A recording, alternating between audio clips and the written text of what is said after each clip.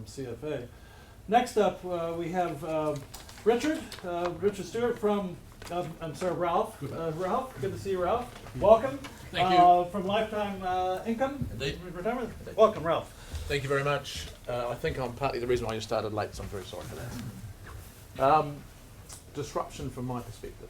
I think the best context to give that is probably with reference to Sam. Listening to Sam, it would appear that the underlying essence is disrupting the financial construct of the KiwiSaver industry. We're trying to disrupt from a risk perspective through a different lens, but to secure a similar outcome. To that end, what I mean, look at where I'm dressed, old blue suit, white shirt, 30 years in financial services, it should be obvious to you all. That brings a bunch of experience around seeing product cycles and consumer cycles. For example, going back to the old days of '87, the first unit trusts in New Zealand, ran that company, Tower Trust, the first trust company in New Zealand, was involved with that. Saw the emergence of superannuation retail trust to avoid tax in the 80s. Saw the emergence of single sector funds. We sort of skirted with index funds for a while. That sort of went up the boil again. Master trusts, wraps, all those sorts of things. The one common feature in all of those sort of investment product developments in the last 30 years is for the investor, no matter what the structure was, the risk remained on the consumer's balance sheet.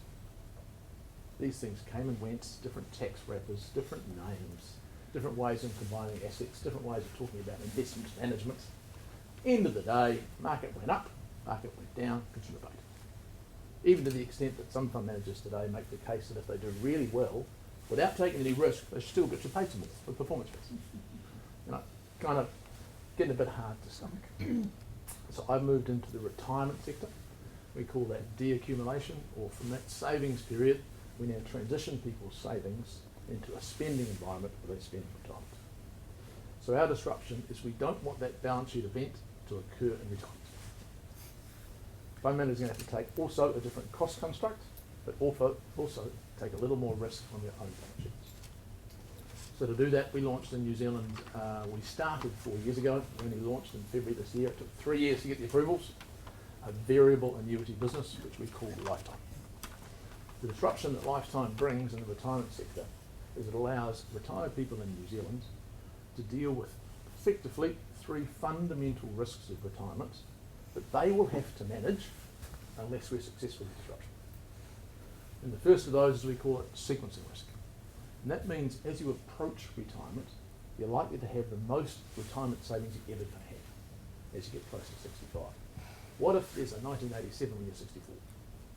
It probably means your propensity to earn income for the next 30 years of your life could be reduced by 20%. You carry that in your balance sheet as a near approaching retiree. What about market risk? When you're in retirement, markets go up, markets go down. That will impact your capital level, the longevity of your capital, and arguably how much income you'll earn. What about longevity risk? How long are you going to live? So if you pick on a drawdown rate, you've got $100, how much are you going to draw down for the next 30 years? Your risk, you choose 5%, 4%, 3%, 2%. You take the risk on your longevity for life. We want to disrupt this whole bloody space, turn that on its head, and give clear answers. And we have, and we can, and we will. First answer is at 65 in a variable annuity, we can give a retired person a known level of capital drawdown. For us, it's 5% after fees and taxes at 65. That means that their capital will be drawn down at 5% a year, and eventually it will run out. Whoops. Geez, doing a stunning job.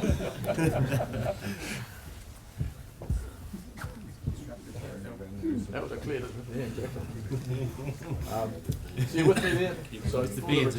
That's the BNZ. That's the BNZ. Cost cutting to drive those profits. So that first risk of, can I actually know how much income I'll earn for the rest of my life at age 65? Yes, you can. Can I know exactly will that last after my capital is drawn down until I die? Yes, you can. Can we give you a known rate of return for your capital drawdown before you reach 65? So if there was a market event before 65 to cover it, yes, we can. How can you do that?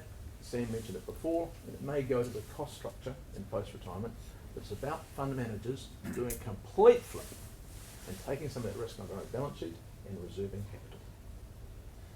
So we spent 3 years with the RB working out how much capital you need to reserve to make that offer. And it's by no means perfect. We're working on it. It's taking some time, but really insightful, really helpful, and really constructive. So to us, to make that offer of guaranteed lifetime income at 5% after fees and taxes, age 65, no matter how long you live, means my shareholders have to invest $8 of every $100 invested for that investor. They also have to maintain a minimal capital reserve of $5 million. So that's the mechanics of the disruption. Goes me on that? So we're trying to convince fund managers by our own display and our own activities that you actually can take some of the risks off the consumer's balance sheet. You should do it in retirement. You should not be passing all that risk on to the consumer. In fact, you should be carrying it yourself. The degree to which it's charged for, I think, is a different argument, and it goes to cost of capital. But we can actually, I hope, show the industry that it is possible to offer a fairer deal to people in retirement by giving them way more certainty than the industry currently offers them. That's our disruption.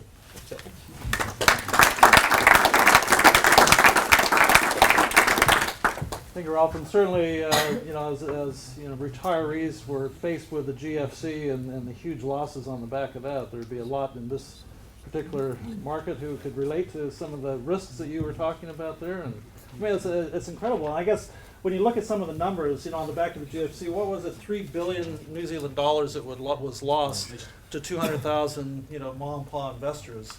So you can kind of get a sense of why it is that there is a true demand for disruption and a change of the way business has been done historically over the years. And so the consumers are demanding. The consumers now more than ever have been empowered, and it's disruptors like yourselves who are actually providing them with that empowerment. And back to what you were saying, Richard, it's big organizations like Sovereign who recognize the need for change who are going to be leading the pack. So well done.